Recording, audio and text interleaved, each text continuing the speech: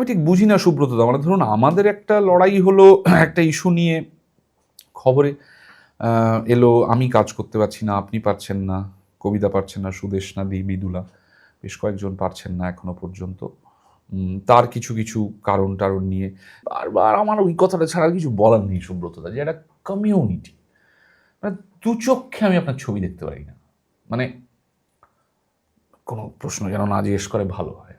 আপনি মানে আমার অভিনয়কে 1 নম্বরও দেন না, তাও আপনি আমার ফ্র্যাটার্নিটির ফেলো, তাও আমি আপনার ফ্র্যাটার্নিটির ফেলো, এবং আপনার মানে 500টা দর্শক থাকলেও দর্শক আছে, আমার 50টা দর্শক থাকলেও দর্শক আছে।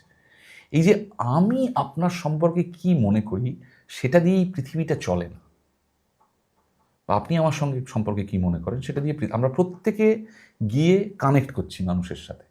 মানুষ যেটা মনে হচ্ছে হ্যাঁ এটা আমার পছন্দের জিনিস, এইটা আমি দেখব, আমি এটার দর্শক, সেইটার প্রতি আমাকে সম্মান করতেই হবে। আমার যদি মনে হয় যে আমি আপনার কাজ দেখব না, আমি দেখব না, আমার কাছে সেই চয়েস হয়ে আছে। অদ্ভুত ভার্চুয়াল হননেচ্ছা যে তোমার কাজ আমি পছন্দ করি না, তোমার কাজ না করাই ভালো, বা তোমায় কাজ করতে দেবো না। হ্যাঁ, মানে এই ধরনের, মানে তুমি কথাটা শুনছো না, তুমি কথা শুনছি না। গণতন্ত্র কি? সবাই যেখানে গিয়ে, মানে সবাই যেখানে ভোট করেছে, সব পার্সেন্টেজে যেখানে বেশি আছে, সেই সিস্টেমটাই তো চলবে।